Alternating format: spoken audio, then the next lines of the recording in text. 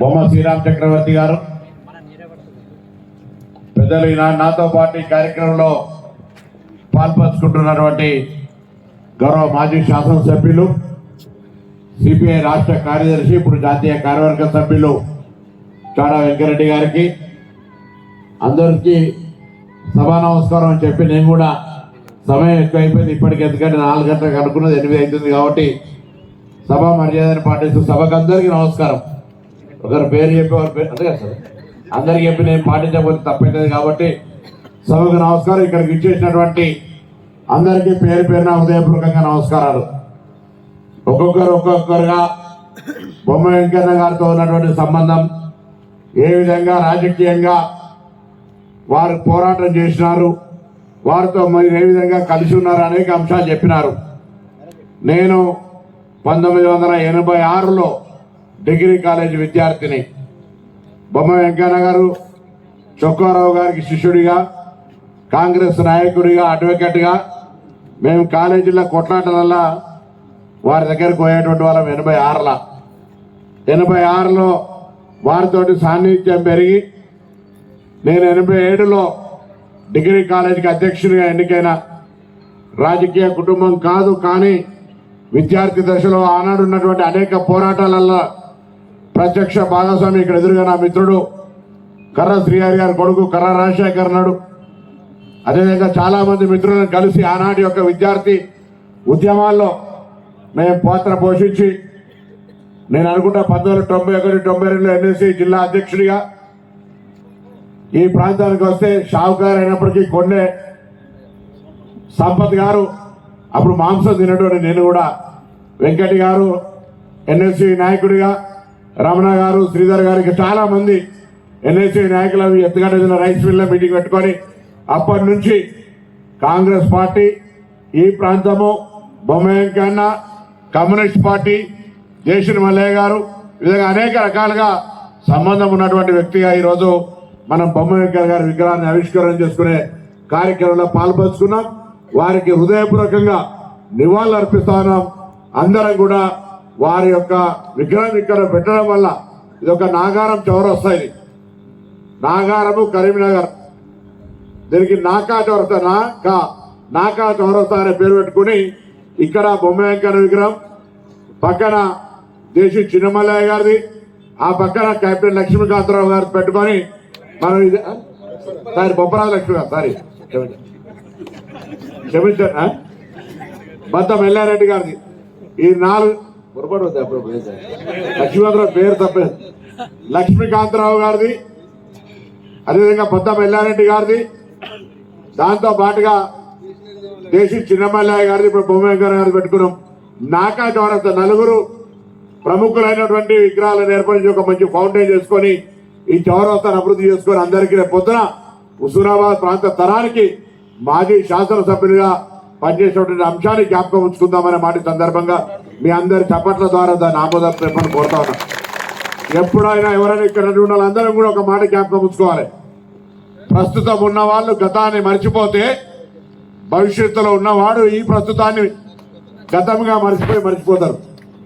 మనం గతాన్ని మర్చిపోకుండా భవిష్యత్ తరానికి ఇది గతము అని చెప్తే వచ్చే తరం కూడా ఇప్పటి ప్రస్తుతాన్ని ఆనాడు గతంగా చెప్పేటువంటి అవకాశం ఉంటుంది. దయచేసి మనం గతంలో ఈ నియోజకవర్గానికి పనిచేసిన వాళ్ళందరూ కూడా, ఇప్పుడు చాడా వెంకరెడ్డి గారు, ప్రవీణ్ రెడ్డి గారు, సతీష్ గారు ఉన్నారు, మిగతా వాళ్ళందరూ కూడా నివాళులు అర్పిస్తూ వీరికి ధన్యవాదాలు తెలియజేస్తా ఉన్నా. ఈరోజు తప్పకుండా వారు ఇచ్చిన మార్గదర్శకత్వం మేరకు ఈ నియోజకవర్గ ప్రజలు ఇచ్చిన ఆశీర్వచనంతో ఈ నియోజకవర్గానికి నేను ముందు కూడా ఎన్నికలప్పుడు కూడా చెప్పిన, సరే ప్రభుత్వం వస్తుందా, మంత్రి అవుతామా కాదా, కానీ శాసనసభ్యుడిగా గెలిపియండి, హుస్నాబాద్ నియోజకవర్గ ప్రజల గౌరవానికి సంబంధించి ఎక్కడ తక్కువ కానీ అని చెప్పిన. ఇవాళ కూడా మళ్ళీ చెప్తా ఉన్నా, సంవత్సరం అయింది పూర్తి చేసుకొని మీ అందరు ఆశీర్వచనంతో ఎక్కడికి వెళ్ళినా హుస్నాబాద్ బిడ్డ, హుస్నాబాద్ అనే పేరును హుస్నాబాద్తో పాటుగా హుస్నాబాద్ నియోజకవర్గ ప్రజల యొక్క అంశాలకు ప్రాధాన్యత వచ్చే విధంగా మీరు ఎక్కడైనా ఏ అధికారి దగ్గరికైనా, ఏ ఆసుపత్రికైనా,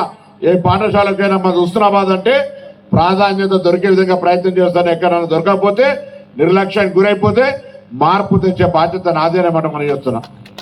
ఆ విధంగా 1986 నుంచి పరిచయమైన బొమ్మ వెంకన్న గారు ఇలా మీకు చెప్తాను. నాకు ఒకవేళ ఎవరైనా పెళ్లి పత్రిక ఇన్విటేషన్ కార్యక్రమం ఇస్తే వాళ్ళందరికీ నా తరఫున ఒక శుభాకాంక్ష లెటర్ పోతుంది. ఇది నాకు నేను తెచ్చుకునేది కాదు. బొమ్మ వెంకయ్య గారి దగ్గర నుంచి కూడా నేను ఆనాడు ఎస్ఆర్ఆర్ డిగ్రీ కాలేజ్ ప్రెసిడెంట్ ఉన్నప్పుడు చూస్తుంటే నేను డిగ్రీ కాలేజ్ అధ్యక్షుడు శుభాకాంక్ష లెటర్ వచ్చింది. చాలా రోజులు దాచిపెట్టుకున్నాం కానీ 2 రోజులు ఉంటాయి, 30-35 ఉంటాయి. కాగితాలు 6 మీరు చదివి అటు వరకు 20 ఆ విధంగా బొమ్మ వెంకయ్య గారు కూడా అందరికి శుభాకాంక్షలు రాసేటువంటి అలవాటు ఉండే.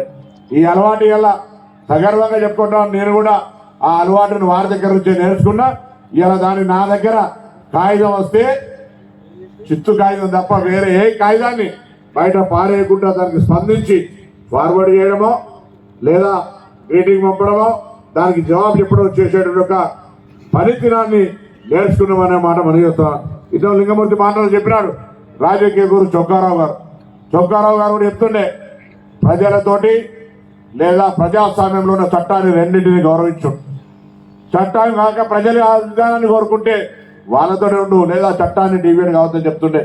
అందుకే ఇంత దీర్ఘకాలిక రాజకీయాలు విద్యార్థి నాయకుల నుంచి ఫుల్ టైమర్గా ప్రభుత్వం ఉన్నా లేకున్నా 1986 తర్వాత 89లో ఆనాడు పిసిసి అధ్యక్షుడు మన దగ్గర సత్యనారాయణ గారు ఉండి ఎంఎస్ఆర్ 89 నుంచి 94 దాకా ఎమ్మెల్యే. ఆనాడు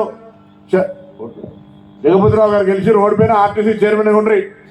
అప్పుడు చెన్నారెడ్డి గారు, దాని తర్వాత ఎన్జీఆర్ గారు, దాని తర్వాత విజయభాస్కర్ రెడ్డి గారు ముఖ్యమంత్రిగా నెదురుమెల్లి గారిని కరీంనగర్ తీసుకొస్తే ఆనాడు బొమ్మ వెంకయ్య గారు కీర్తిశేషులు, సత్యనారాయణ గౌడ్ గారు ఇప్పుడున్న మాజీ శాసనసభ్యులు, మేము అందరం కూడా కలిసి ఆనాడు ఇండిపెండెంట్ గా గెలిచిన జగపతిరావుకు వ్యతిరేకంగా అనేకమైనటువంటి కార్యక్రమాలు తీసుకొచ్చి కళాభారతిలో ప్రోగ్రాం పెట్టే కాడి నుంచి అనేకంగా ముందుకు పోయేటువంటి వాళ్ళం.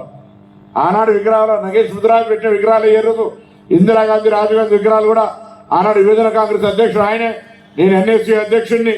ఈ విధంగా అందరం కూడా కలిసి మరి ముందుకు పోయినటువంటి పరిస్థితి జ్ఞాపకం చేసుకుంటారు. ఆ విధంగా ఈ ప్రాంతానికి వచ్చినప్పుడు కూడా ఆనాడు కమ్యూనిస్టులకు కాంగ్రెస్ కు పచ్చ కట్టేస్తే భగ్గమైనటువంటి పరిస్థితి నుంచి చారా వెంకరెడ్డి గారు, బొమ్మ వెంకయ్య గారు ఇద్దరు కూడా ఒక ఆలోచన, ఘర్షణలు పరిస్థితి కాదు ఇది, సామరస్యంగా రాజకీయ పోరాటాలు ఉన్నాయి తప్ప మరి ఈ చనిపోయేటువంటి విధానాలు, కొట్టుకోవట్లు, పోలీస్ కేసులు ఇవన్నీ ఉండద్దు అనేటువంటి ఒక సామరస్యపూర్వక వాతావరణము, దాని తదుపరి మరి మిత్రపక్షాలుగా మారడము, ఇవన్నీ కార్యక్రమాలు పరిణామాలు జరిగినాయి.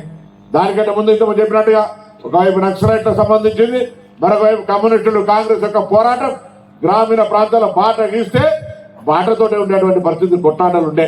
ఇవాళ అందరూ కూడా కలిసి ఒక డెమోక్రటిక్ సిస్టమ్లా నియోజకవర్గాల అభివృద్ధి కొరకు కలిసి చేస్తాం. పెద్దలు ఇప్పుడు కూడా చారా వెంకరెడ్డి గారు అప్పుడప్పుడు నియోజకవర్గానికి సంబంధించిన అంశాల గురించి ఎప్పుడు సలహా సూచనలు చెప్తా ఉంటారు. నేను కూడా సతీష్ బాబు గారిని అడుగుతూ ఉంటాం, ప్రవీణ్ రెడ్డి గారిని అడుగుతూ ఉంటాం.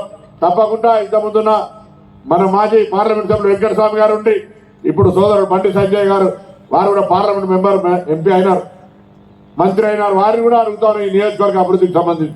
రాజకీయాలు వేరు, ఎన్నికలు వేరు, అభివృద్ధికి సంబంధించి కూడా అందరం కలిసి ఉండాలనేటువంటి మాట నేను ప్రత్యక్షంగా అమలు చేసే ప్రయత్నం చేస్తాను. అందుకే ఇలా పార్టీలకు సంబంధం లేకుండా ప్రజాప్రతినిధులు అంటే గౌరవించుకోవడం, రాజకీయంగా ప్రజాస్వామ్యంలో అభివృద్ధి అనేటువంటిది ఈ ప్రాంతం ఆ ప్రాంతం అనేది లేకుండా చేయాలనేటువంటి మాట కూడా బొమ్మ వెంకయ్య గారు లాంటి దగ్గర నుంచి, చొక్కారావు లాంటి వారి దగ్గర నుంచి నేర్చుకున్నాం.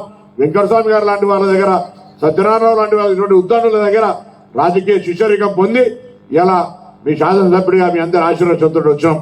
తప్పకుండా ఒక మాట మాత్రం విశ్వాసం తెలియజేస్తాను, ఎన్ని కార్యక్రమాలున్నా ఏదున్నా హుస్నాబాద్ ప్రాంత అభివృద్ధికి సంబంధించి వాళ్ళందరి చిరకాల ఆకాంక్ష అయినటువంటి గౌరవెల్లి గండిపల్లి ప్రాజెక్ట్ అంటే యాదికి వస్తుంది.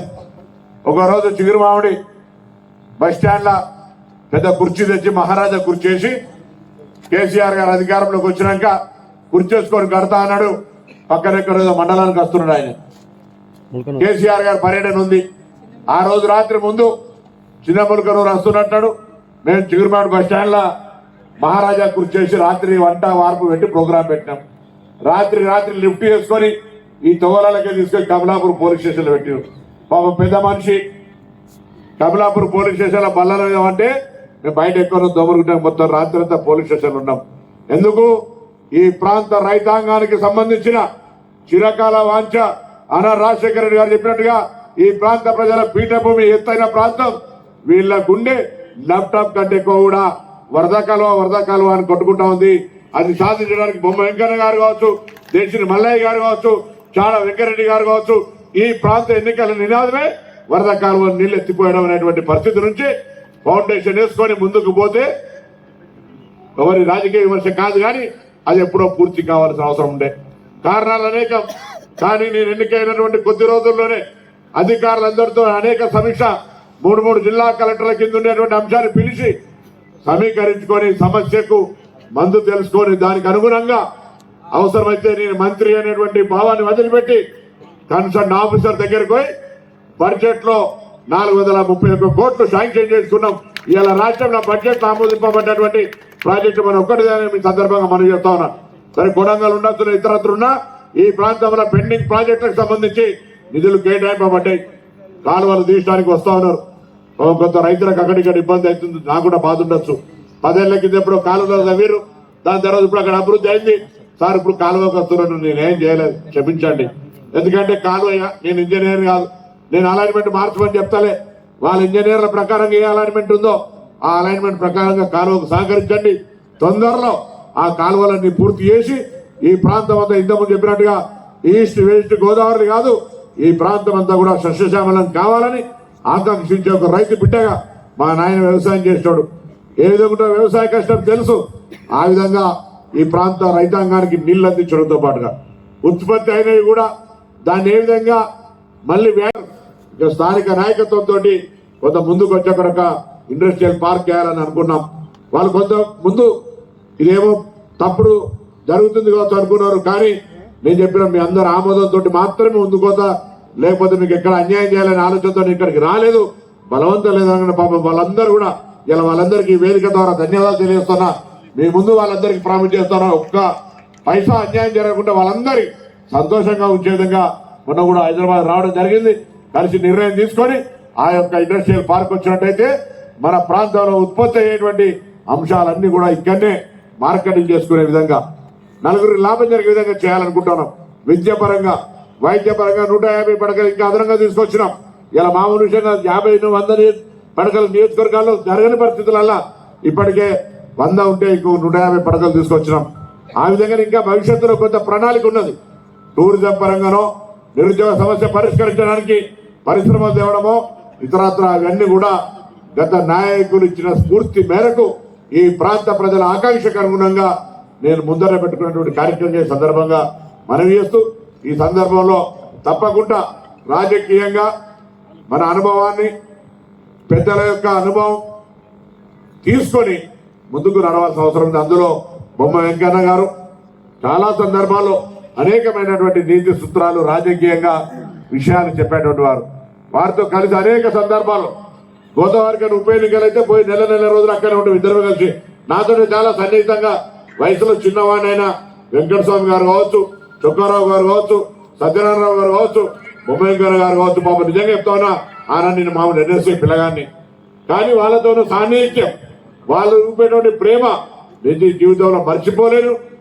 ఆ యొక్క అభిమానమే చిరస్థాయిగా ఇళ్ల స్థాయిలో ఉంటుంది అనేటువంటి మాట సందర్భంగా మరవేస్తూ, మనం ఈ రోజు ఇంతకుముందు అందరూ చెప్పినారు ఏ విధంగా అయితే బొమ్మ వెంకన్న గారు ప్రేమ ఆప్యాయత ఉంటున్నారో, దయచేసి ఎక్కడన్నా మా తిరుపతి అన్న కానీ, ఇంకా మిత్రులు జర్నలిస్టులకు కానీ, మా నాయకులకు కానీ, అన్ని రాజకీయ పార్టీల పెద్దలు కూడా ఏదైనా కొంత ఎక్కడైనా ఇబ్బంది అనిపిస్తే దయచేసి మొహమాటం లేకుండా మా శంకరరావు చెప్పిన అన్న నేను ఎక్కడైనా కొంత అలైన్మెంట్ తప్ప నీదే బాధ్యత, మీ అందరి బాధ్యత సరి చేయాల్సిందని చెప్తా ఉన్నా. కాబట్టి దయచేసి నేను ఈ నియోజకవర్గాన్ని ఒక ఆదర్శ నియోజకవర్గంగా పెద్దలందరి యొక్క సూచనల మేరకు వాళ్ళ సంకల్పం ప్రకారంగా అన్ని రకాల అభివృద్ధి చేయాలి, సమగ్ర అభివృద్ధి అని అనుకుంటా ఉన్నాం. కాబట్టి దయచేసి ఎవరికి ఏమనిపించినా సూచన, కొంత సమయం కొంత వర్క్ లోడ్ ఉండొచ్చు, ఏడాది అయిపోయింది మంచి కొంత నిమ్మలం అయిపోయి అనేక ఇప్పటికే రోడ్లు ఇతరత్ర కూడా జరుగుతున్నాయి. మళ్ళీ ప్రత్యేకించి ఒక ఇంకా ఏదైనా సమస్యలు ఉంటే టాప్ మోస్ట్ ప్రయారిటీ మీద వాటిని పరిష్కరించే విధంగా తీసుకుపోతారా అనే మాట మనవి చేస్తూ, మరొకసారి మీ అందరికి హృదయపూర్వకంగా ఆనాడు ఇంతకుముందు చెప్తున్నారు స్టేడియం, ఎల్లమ్మ చెరువు, లేకపోతే ఇంకా చాలా కార్యక్రమం, బస్ డిపో, ఇలా బస్ డిపో, బస్ స్టాండ్ ఒక ప్రకాశవంతంగా ఎదిగే విధంగా తప్పకుండా మనం ముందుకు తీసుకొని వాళ్ళ ఆకాంక్షల్ని ఎక్కడున్న వాళ్ళ మేము ఆనాడు పెట్టినది బాగా అయింది అనుకునేటువంటి విధంగా ఉండే ప్రయత్నం చేస్తారని కోరుతూ మీ అందరికి మరొకసారి నా హృదయపూర్వకంగా ధన్యవాదాలు చెప్తూ సెలవు తీసుకుంటా ఉన్నాను.